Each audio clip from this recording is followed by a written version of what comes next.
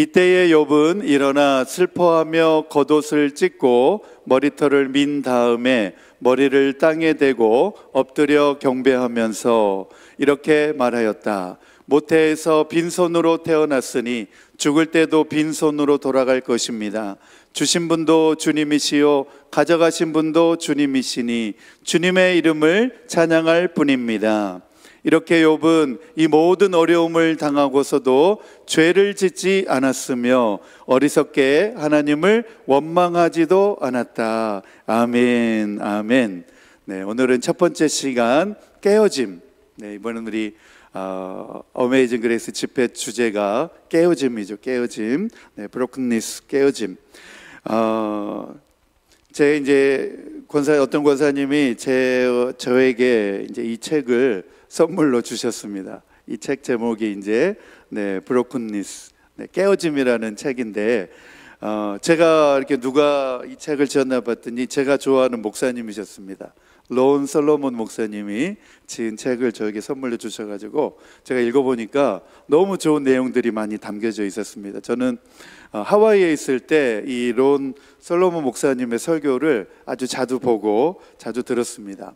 아주 정확한 성경적인 해설과 또 실제적인 적용을 아주 잘 해주십니다. So what? 이러면서 실제적인 적용을 너무나 잘 해주셔가지고 저도 이제 이 목사님 설교 들으면서 영어 공부도 하고 그랬었는데 여기에 계시더라고요.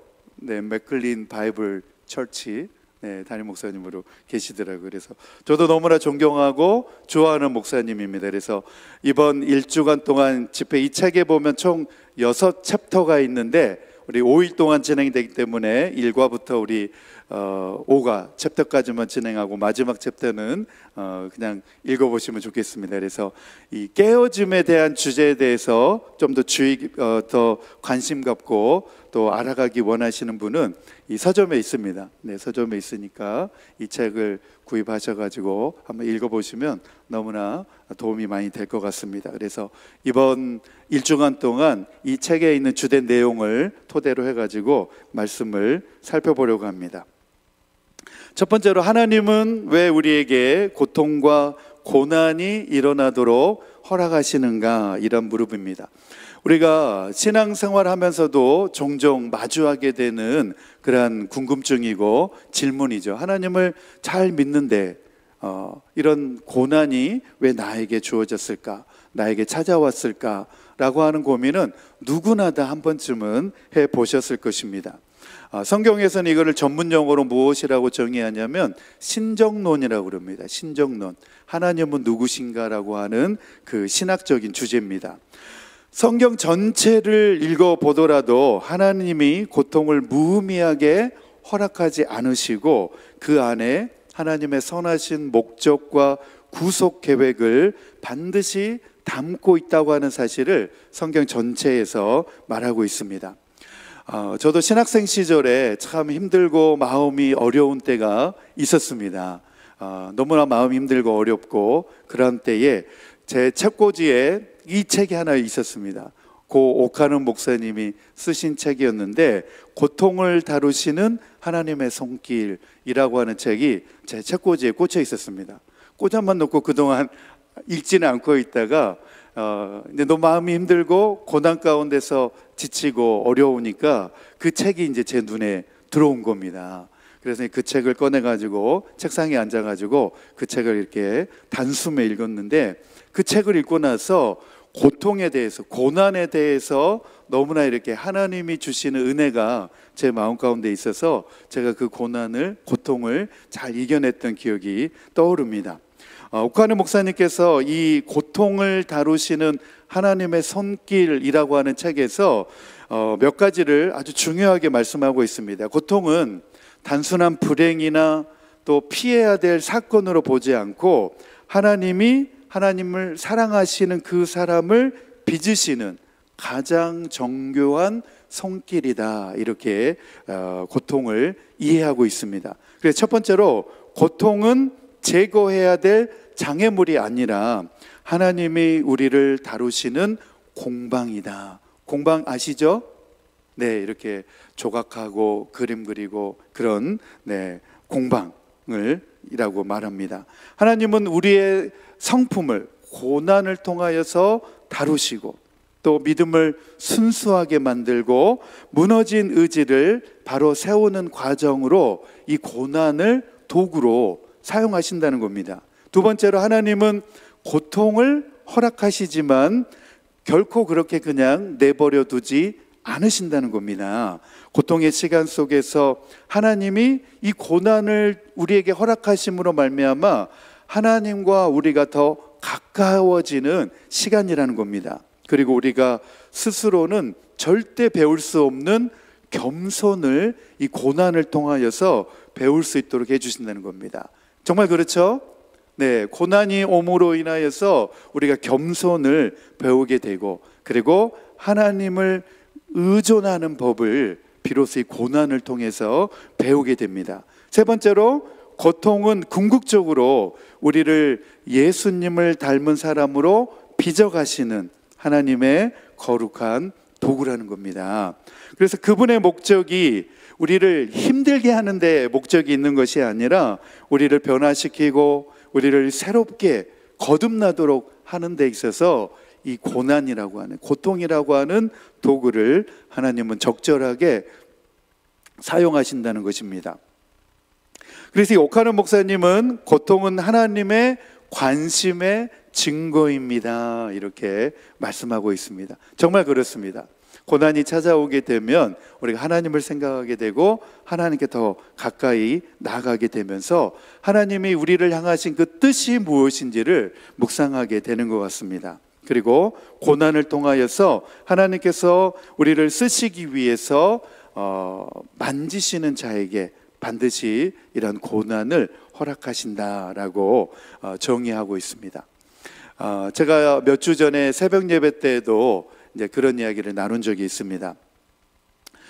제 고향 이제 동기에 대한 이야기를 나눴는데 그 동기는 저보다도 더 좋은 고등학교를 나왔습니다. 훨씬 좋은 고등학교를 나오고 그리고 이제 신학대학을 같이 다녔습니다. 저랑 같이 이제 같이 다니고 그리고 이제 신학대학원도 서울에 이제 광나루 장로회 신학대학원도 그 친구가 이제 같이 다녔고 그리고 또 공교롭게도 대학원 과정에 이제 전공 과목들이 있는데 많은 전공 과목들이 있습니다. 뭐 구약학, 신약학, 조직신학, 뭐 설교학. 그런데 이제 기독교 윤리학이라고 하는 그 전공 과목에 또 저하고 같이 이제 그 친구가 공부를 이제 했습니다.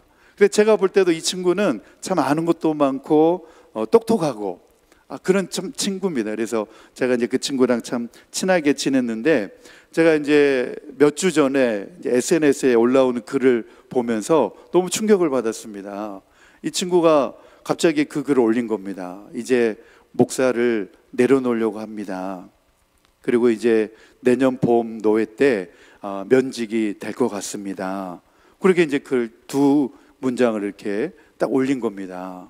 그래서 제가 그 SNS를 보고서 너무 깜짝 놀래가지고 무슨 일이냐 그러면서 연락을 했는데 연락이 이제 안 되는 겁니다. 근데 이제 이 친구가 이제 서울에서 아주 괜찮은 큰 교회 부목사로 사역을 오랫동안 했습니다.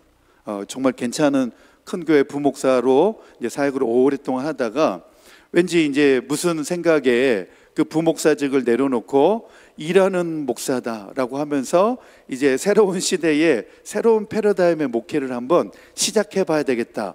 이제 그런 포부를 가지고 이 친구가 이제 서울의 큰 교회 부목사직을 내려놓고 이제 일하는 목사. 그래가지고 낮에는 이제 쿠팡 그 배달 직원 일을 하면서 이제 목회를 병행하는 그런 이제 사역을 시작한 겁니다. 그래가지고 이제 저도 이제 이 친구가 참 새로운 도전과 시도를 하는구나 이제 그렇게 이제 생각하면서 멀리서 저는 이제 미국에 있으니까 멀리서나마 이제 그 친구를 응원을 했습니다. 그리고 이제 한 3, 4년 이제 넘게 그 일을 계속 이 친구가 이제 병행을 하다가 이제 급기야는 몇 주 전에 이제 그 글을 올리게 된 겁니다. 그러면서 이제 제가 그 글을 읽으면서 그 친구의 소식을 접하면서 마음이 너무 안타까웠는데 제가 이 친구를 보면서 이 친구의 깨어짐의 시간이 시작되었구나. 하나님 앞에 이 친구의 깨어짐의 시간이 시작되었고, 이제 이 깨어짐을 통하여서, 이 친구를 통하여서 하나님이 반드시 사용하실 시간이 된 것 같다. 이런 이제 확신이 오게 된 겁니다. 하나님이 이 친구를 다루실 것 같다. 이제 그런 생각이 오게 돼서 제가 이제 그 친구를 한번 미국으로 초대하든지 아니면 내가 한국에 한번 가서 만나서 한번 이 이야기를 한번 진지하게 해주고 싶다, 이런 마음이 들었습니다. 그래서 오늘 이 깨어짐에 대한 주제를 가지고 함께 우리가 살펴보기 원하는데, 첫 번째 주제로 그리스도를 따르는 사람들에게 있어서 반드시 찾아오는 깨어짐이 있다는 거예요. 그것이 때로는 아픔으로, 때로는 심적 고통으로, 그리고 부정적인 상황들에 대하여서 분명히 그러한 시간들이 찾아오는데, 그러한 순간 가운데, 그러한 상황 가운데서 하나님은 어떤 역할을 하고 계시는가, 이 론 솔로몬 목사님이 그렇게 이제 첫 번째 챕터를 시작하고 있습니다. 고난 가운데, 하나님의 자녀들에게 주시는 고난 가운데서 하나님의 역할은 어디에 있는가? 하나님은 무슨 역할을 감당하고 계시는가에 대한 질문을 진지하게 던지고 있습니다. 어떤 설교자들이나 또 신학자들 사이에서는 하나님께서 그분의 백성들에게, 자녀들에게 이런 고난과 고통과 부정적인 일들이 일어나는 것에 관하여서 적극적으로 개입하지 않으신다라고 말하기도 한다는 겁니다. 그런 주장을 대표적으로 하는 분이 랍비 헤롤드 쿠슈너라고 하는 사람인데, 이분은 그분의 이 책에서 왜 나쁜 일이 착한 사람에게 일어나는가 라고 하는 이 책에서 뭐라고 말하고 있냐면, 사람들에게 일어나는 비극적인 상황에서 하나님은 본질적으로 관여하지 않는 방관자이시다, 이렇게 주장을 하고 있습니다. 어떤 부정적인 일이나 나쁜 일이 일어났을 때 하나님은 단지 그것을 바라보시면서 도와주시는 분일 뿐이지, 그 고난과 고통을 직접적으로 관계되어서 그것을 주시는 분이 아니다라고 이렇게 한 겁니다. 그러나 과연 그럴까? 성경을 우리가 잘 읽어보면, 그리고 이스라엘 역사들을 다 이렇게 생각을 해보면 하나님의 손길을 우리가 바라보게 됩니다. 그리고 이러한 주장은 성경과 다소 거리가 있다는 것을 생각을 해볼 수 있습니다. 구약에 우리가 욥기만 읽어보더라도 하나님은 본질적으로 그 고난에 대해서 관여하지 않는 방관자가 아니라 그 고난에 직접적으로 개입하고 계시는 분이라는 것을 우리는 이 욥기를 통해서 볼 수가 있습니다. 욥기 1장과 2장을 읽어보면 하나님과 사탄의 대화가 나옵니다. 이 하나님과 사탄의 대화 속에서 하나님은 고난에 직접적으로 주관하고 계시는 분이라는 것을 보여주고 있습니다. 욥기 1장에 보면 나오죠. 동방에 사는 욥이 하나님께서도 인정하실 만큼 믿음이 좋은 사람이었다, 의로운 사람이었다라고 욥기 1장에 나오죠. 우리 욥기 1장 8절 말씀 같이 읽겠습니다. 시작. 이 세상에는 그 사람만큼 흠이 없고 정직한 사람, 그렇게 하나님을 경외하며 악을 멀리하는 사람은 없다 그랬습니다. 이 욥만큼 정직한 사람이 없고 하나님을 경외하며 악을 멀리하는 사람이 없다는 것입니다. 네, 그런데 문제가 이제 시작이 되는 거죠. 이렇게 하나님 앞에 의롭게 살아가는 욥에게 하나님이 크게 축복을 하셨습니다. 그러던 어느 날 사탄이 이 하나님 앞에 나와서 하나님이 사탄에게 욥의 이러한 순전한 믿음에 대해서 자랑을 하십니다. 그러자 사탄이 이렇게 말합니다. 하나님께 하나님에 대한 욥의 헌신을 한번 시험해 봅시다. 하나님께 이제 사탄이 그렇게 이야기합니다. 우리 9절에서 11절 말씀 같이 읽겠습니다. 시작. 그러자 사탄이 주님께 아뢰었다. 욥이 아무것도 바라는 것이 없이 하나님을 경외하겠습니까? 주님께서 그와 그의 집과 그가 가진 모든 것을 울타리로 감싸주시고 그가 하는 일이면 무엇이나 복을 주셔서 그의 소유를 온 땅에 넘치게 하지 않으셨습니까? 이제라도 주님께서 손을 드셔서 그가 가진 모든 것을 치시면 그는 주님 앞에서 주님을 저주할 것입니다. 하나님이 그에게 복을 주셨으니까 욥이 까닭없이 하나님을 잘 섬기겠습니까? 하나님이 복을 주시니까 욥이 하나님을 섬기는 것 아니겠습니까? 욥에게 주신 그 복을 다 빼앗아 버리고 거두어 가신다고 한다면 욥은 하나님을 섬기지 않고 원망할 겁니다. 그렇게 이제 하나님에게 참소를 한 거죠. 그래서 이제라도 주님께서 손을 드셔서 욥이 가지고 있는 모든 것을 다 빼앗고 치시면 주님 앞에서 그는 주님 앞에서 주님을 저주할 것입니다. 이렇게 말합니다. 바로 이 부분에서 하나님께서 사탄의 도전에 대해서 어느 정도로 개입하시는가를 우리가 중점적으로 볼 필요가 있습니다. 그리고 우리 12절입니다. 12절 같이 읽겠습니다. 시작. 주님께서 사탄에게 말씀하셨다. 그가 가진 모든 것을 다 내게 맡겨 보겠다. 다만 그의 몸에는 손을 대지 말아라. 그때에 사탄이 주님 앞에서 물러갔다. 여기에 보면 하나님께서 욥의 고난 가운데 동참하시게 되고 다만 그의 몸에는 손을 대지 말아라. 그 고난에 관여하시지만 한정하시는 분도 하나님이시라는 것을 볼 수가 있습니다. 그러면서 그 즉시로 사탄이 이 모든 상황을 전개시키면서 욥의 농장의 동물들 빼앗고 가축들이 강도 때에 강탈당하고 욥의 종들마저도 스바 사람들과 갈대아 사람들에게 죽임을 당하게 되는 본격적인 욥의 고난과 불행이 시작되어집니다. 그러나 성경에 보면 그럼에도 불구하고 욥이 계속해서 하나님을 신뢰했다. 이런 고난과 불행이 순식간에 닥쳐왔음에도 욥이 하나님을 의지하고 원망하지 않았다. 이렇게 나옵니다. 그러자 사탄이 다시 하나님께 찾아와서 욥에게 더 큰 고난과 고통을 줄 수 있도록 허락해 달라고 요청합니다. 우리 욥기 2장 4절에서 5절입니다. 4절에서 5절 시작. 사탄이 주님께 아뢰었다. 가죽은 가죽으로 대신할 수 있습니다. 사람은 자기 생명을 지키는 일이면 자기가 가진 모든 것을 버립니다. 이제라도 주님께서 손을 들어서 그의 뼈와 살을 치시면 그는 당장 주님 앞에서 주님을 저주하고 말 것입니다. 다시 한번 사탄의 이 요구에 대하여서 하나님은 어떻게 대응하시냐, 그리고 하나님은 어떻게 반응하셨느냐. 우리 2장 6절에서 7절 말씀 같이 보겠습니다. 6절에서 7절 시작. 주님께서 사탄에게 말씀하셨다. 그렇다면 그를 너에게 맡겨보겠다. 그러나 그의 생명만은 건드리지 말아라. 사탄은 주님 앞에서 물러나 곧 욥을 쳐서 발바닥에서부터 정수리에까지 악성종기가 나서 고생하게 하였다. 자, 욥의 고난이 어디로부터 시작됐습니까?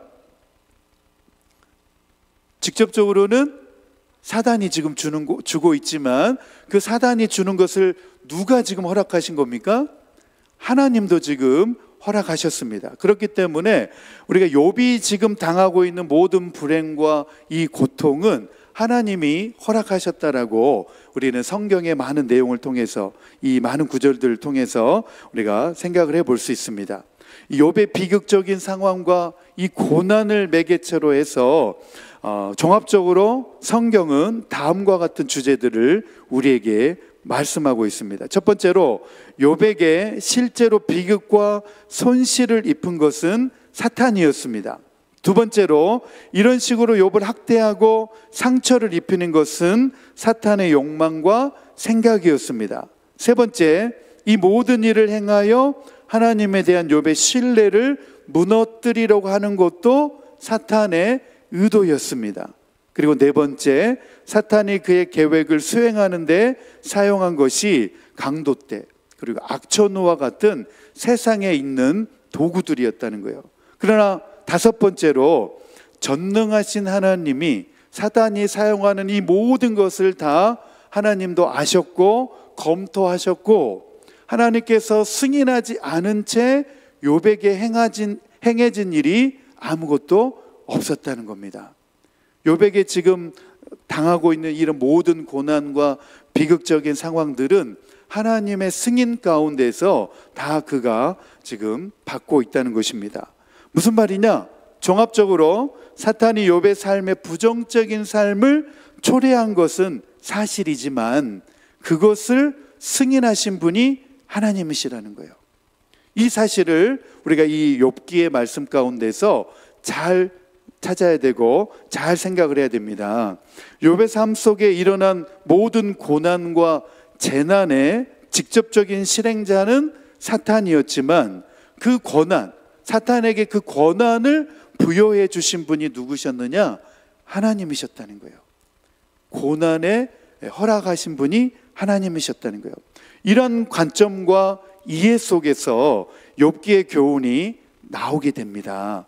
단순히 사탄이 인간에게 고난을 준다고 하는 교훈이 욥기에 나오는 것이 아니라 하나님의 주권 아래서 이러한 모든 고난이 그분을 섬기는 자녀들에게, 성도들에게 허락되어진다라고 하는 사실이 이 욥기서에 나오고, 그리고 그 고난의 목적이 무엇이냐? 바로 욥의 깨어짐을 통하여서 정금과 같은 신앙의 연단으로 작용되어진다라고 하는 사실입니다. 그래서 욥이 이 모든 고난을 다 받고 통과한 다음에 욥이 고백하는 고백이 있죠. 그가 나의 가는 길을 아시나니 그가 나를 단련하신 후에는 내가 정금과 같이 나오리라. 욥의 이러한 정금과 같은 믿음의 고백을 하나님이 받으시게 되는 것입니다.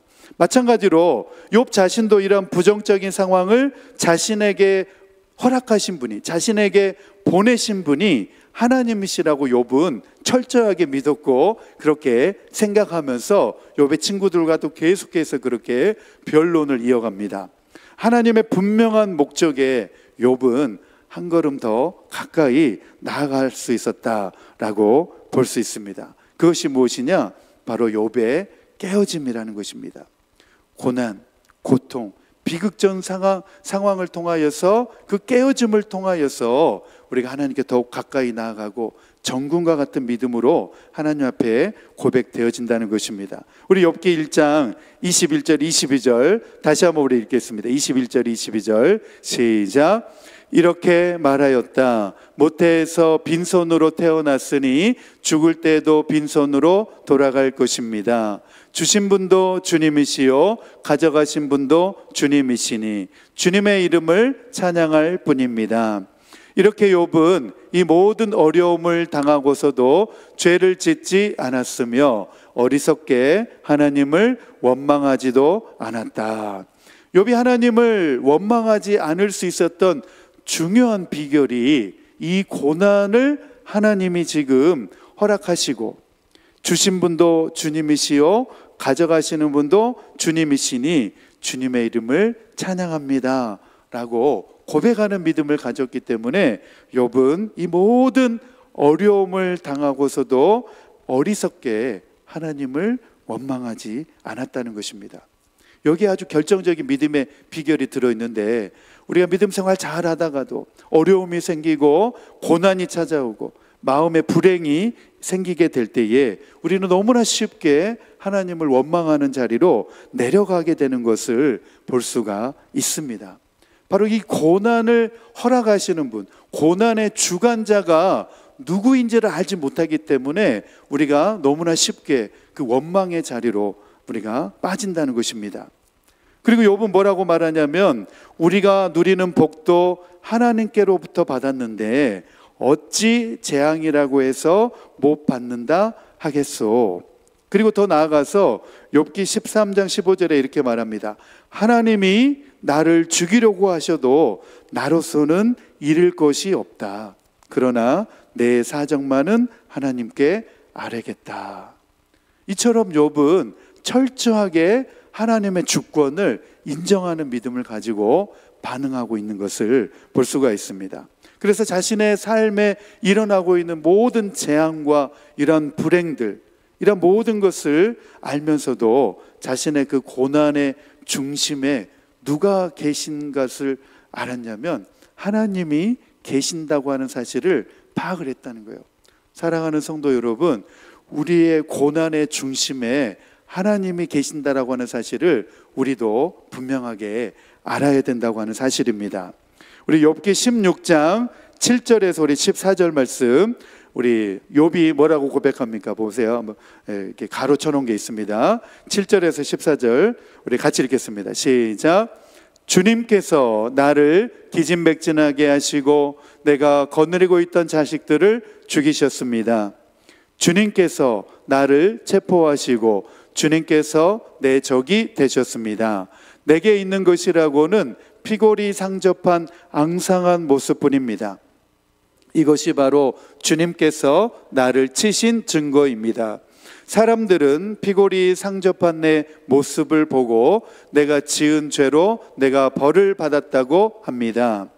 주님께서 내게 분노하시고 나를 미워하시며 내게 이를 가시며 내 원수가 되셔서 살기찬 눈초리로 나를 내려보시니. 우리 그 다음 14절 시작. 그가 나를 갈기갈기 찢고 또 찢으시려고 용사처럼 내게 달려드신다. 자기에게 있는 이 재앙의 근본적인 원인자로 욥은 하나님을 지목했다는 거예요. 네. 거기에서부터 욥은 이 자기의 고난의 뜻을 알아가고 찾아가게 됩니다. 이러한 욥의 모든 말 속에서 자신에게 닥친 모든 고난과 이러한 재앙들이, 그리고 그 근원이 하나님께 있다, 하나님께 두면서 그 고통의 뜻을 차근차근 찾아가는 이야기가 바로 이 욥기의 이야기입니다. 그래서 앞서 말한 이 랍비 헤롤드 쿠슈너가 말한 것처럼 욥이 하나님을 그냥 이 관여하지 않는 방관자로 생각하지 않았다는 거예요.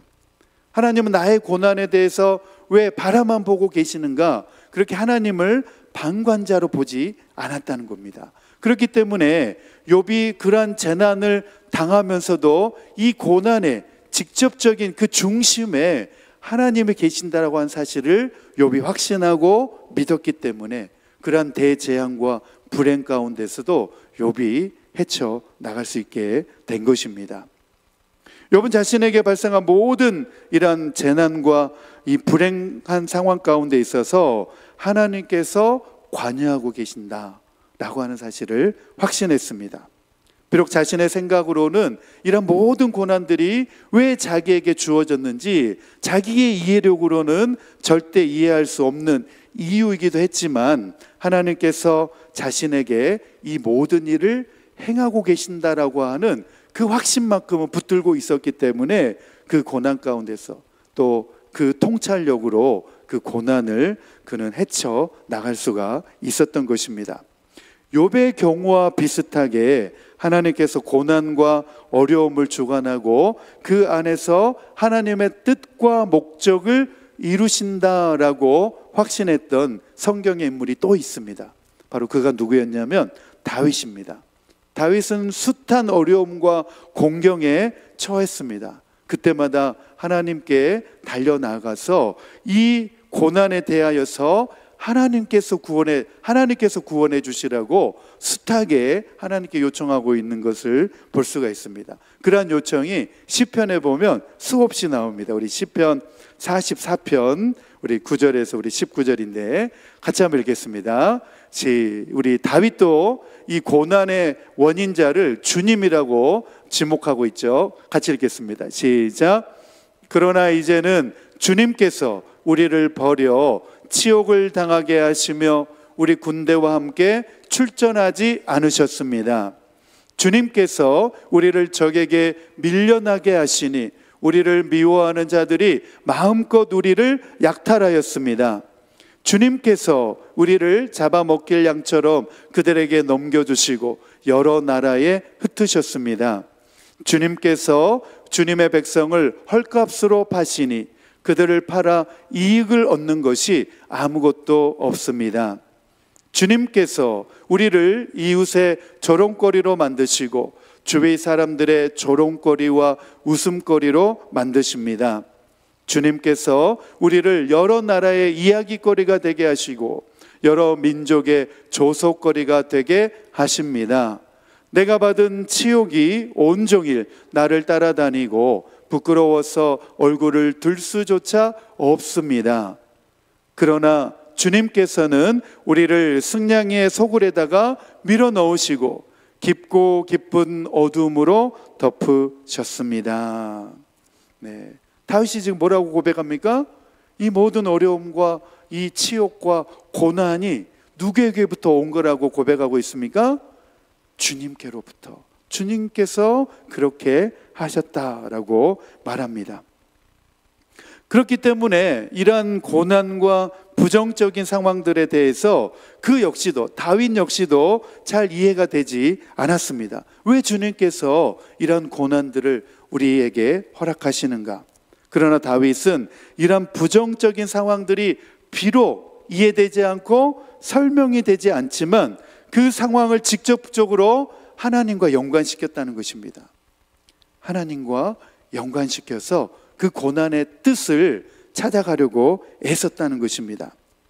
뿐만 아니라 아모스 선지자의 예언 가운데도 하나님은 직접적으로 말씀하십니다. 우리 아모스 3장 6절 같이 읽겠습니다.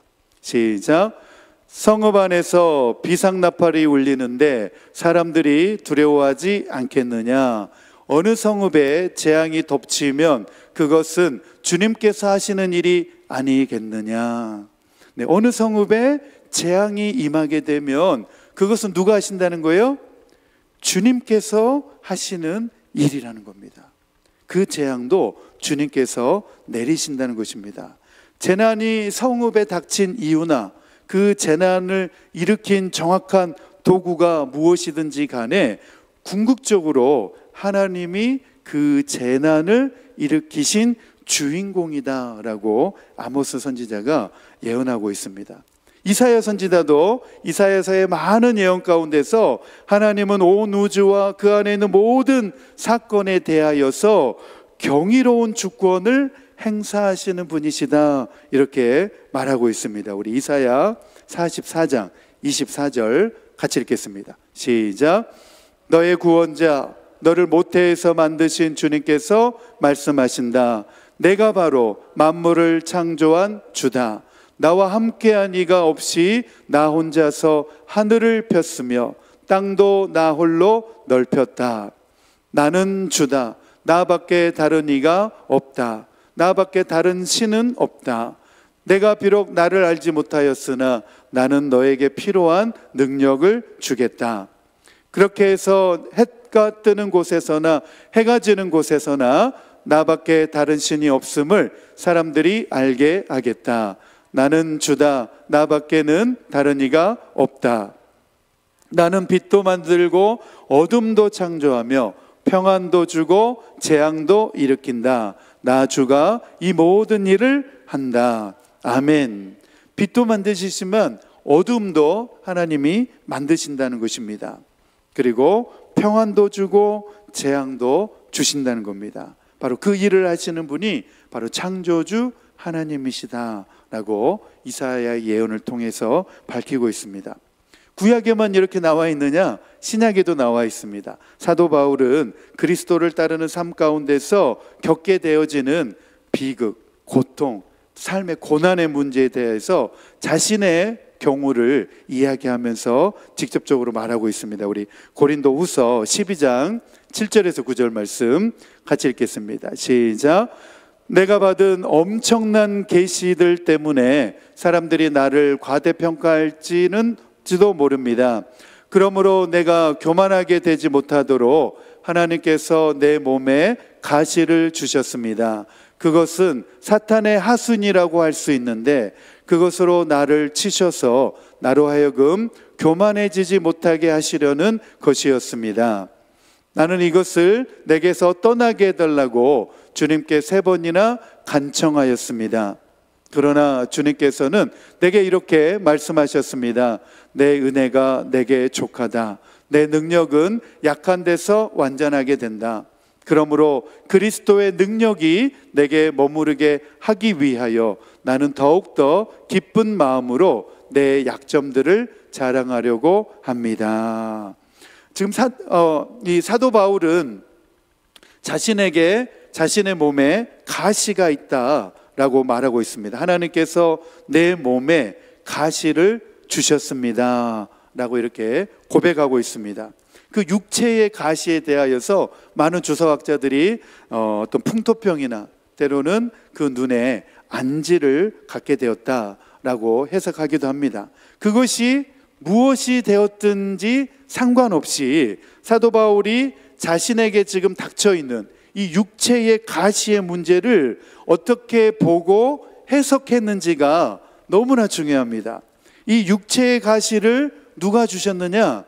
하나님께서 주셨다라고 사도 바울은 해석을 했습니다. 첫 번째로 사탄이 관련되어 있고, 이것이 사도 바울이 그것을 왜 사탄의 사자로 불렀는지 설명을 해주고, 두 번째로 궁극적으로는 영적으로 이것이 유익한 목적을 위해서 사탄이 아니라 하나님께서 바울에게 보내신 것이다 라고 바울은 그렇게 바라보았습니다. 그리고 그것은 그가 교만해지지 않도록 하나님이 주신 것이다, 이렇게 바울이 말합니다. 세 번째로 하나님은 그것을 제거해달라는 사도 바울의 기도를 아셨지만 하나님은 그렇게 들어주지 않으셨다라고 말하고 있습니다.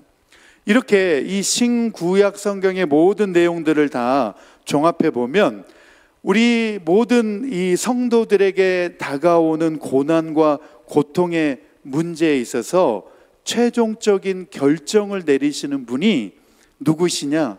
하나님이시라는 겁니다. 하나님이시라고 하는 사실을 알아야 된다는 것입니다. 사람들의 삶을 강타하는 이러한 재앙과 불행에 대한 그 권한을 부여하고 그 범위를 설정하시는 분이 하나님이시라고 성경은 분명하게 말하고 있습니다. 그러므로 왜 좋은 사람들에게도 이런 불행이 찾아오고 고난과 나쁜 상황이 일어나는가에 대한 이 고민은 결국 이렇게 해결할 수가 있습니다. 전능하신 하나님이 자신의 신성한 목적을 이루시기 위하여서 그러한 일들을 사랑하는 사람들에게도 보내시기로 결정하셨기 때문이다. 그렇기 때문에 그러한 일들이 하나님을 사랑하는 사람들 가운데서도 일어나는 것이다, 그렇게 결론을 내릴 수가 있습니다. 그래서 오늘 말씀을 이제 종합을 해보면 하나님이 경건한 사람들의 삶 가운데에도 마음의 고통과 또 실패와 삶의 여러 가지 복잡한 문제와 고난도 생기도록 허락을 하시는데, 그 이유는 무엇이냐? 우리를 괴롭히고 고달프게 하려고 하시는 것이 아니라 하나님의 높고 고귀한 목적을 이루시기 위함이다. 한번 따라해 봅시다. 하나님의 높고 고귀한 목적을 이루시기 위함이다. 네, 이 내용에 있어서 론 솔로몬 목사님은 이것을 정의하기를 깨어짐이라고 정의를 하셨습니다. 하나님은 고통의 원인이 되시는 분은 아니지만 우리의 삶 가운데 허락된 모든 고통과 이러한 상황을 하나님은 주권적으로 하나님은 관여하신다는 것입니다. 그리고 마침내 그것을 통하여서 선으로 빚어내시는 참 좋으신 하나님이라고 하는 사실을 알아야 된다는 것입니다. 로마서 우리 8장 28절 말씀 읽고 우리 마치도록 하겠습니다. 로마서 8장 28절 같이 읽겠습니다. 시작. 하나님을 사랑하는 사람들, 곧 하나님의 뜻대로 부르심을 받은 사람들에게는 모든 일이 서로 협력해서 선을 이룬다는 것을 우리는 압니다. 아멘. 평안이나 재앙이나 모든 것이 합력하여서 하나님의 뜻대로 선을 이루시게 되는 줄로 믿습니다. 네, 하나님은 우리의 고귀한 목적을 이루시기 위해서 때로는 우리의 삶을 세심한 방법으로 계획하셔가지고 하나님의 방식대로 깨트리시기도 하신다. 우리가 이런 하나님의 성품과 다루심의 손길을 인정하고 믿을 때에 비로소 우리는 주님께서 빚으시기 원하시는 그 그릇으로 빚어지고 깨어져서 하나님의 숭고한 그 목적을 이루게 될 줄로 믿습니다. 그래서 하나님께서 우리 안에 영적 깨어짐을 만드시기 위한 분명한 목적들을 우리 개개인의 삶 가운데 다 가지고 계신다고 하는 사실을 오늘 우리 마음 가운데 되새기면서 오늘 말씀을 또 우리 마음 가운데 되새기셨으면 좋겠습니다. 오늘 말씀 우리 믿음으로 결단하기 위하여서 우리 찬양팀 나오시고 하나님 한 번도 나를 우리 찬양하면서 우리 함께 믿음으로 결단하겠습니다. 우리 오 신실하신 주,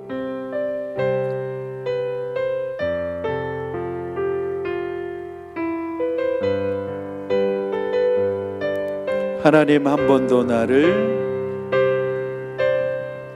하나님 한 번도 나를 실망시킨 적 없으시고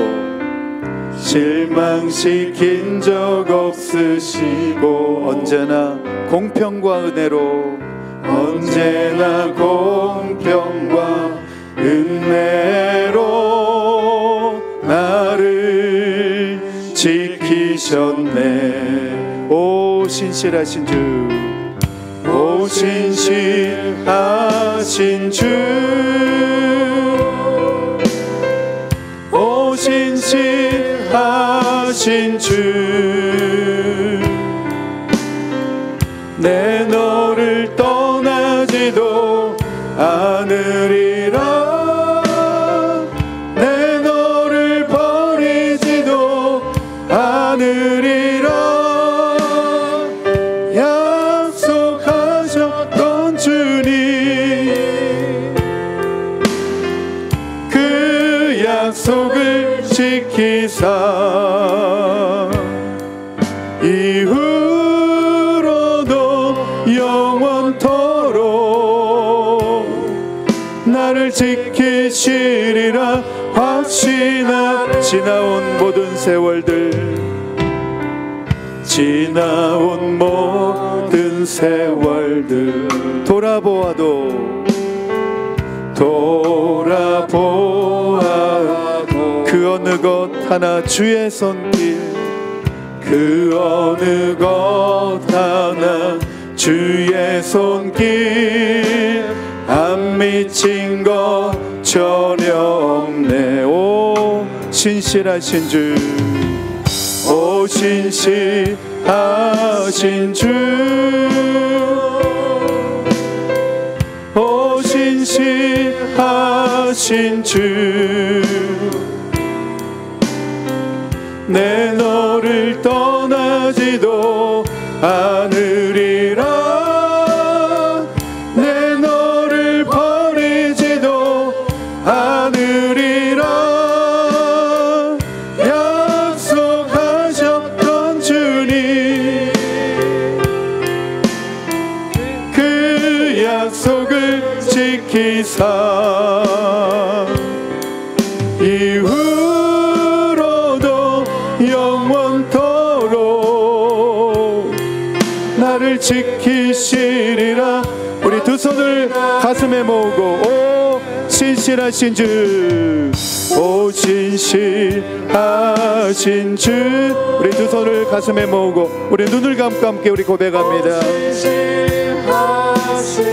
내 너를 떠나지도 않으리라, 내 너를 떠나지도 내 너를 버리지도 않으리라, 버리지도 않으리. 약속하셨던 주님, 약속하셨던 주님, 그 약속을 지키사, 그 약속을 지키사 이후로도 영원토록, 이후로도 영원토록 되시리라 확신하네. 아멘 아멘 아멘.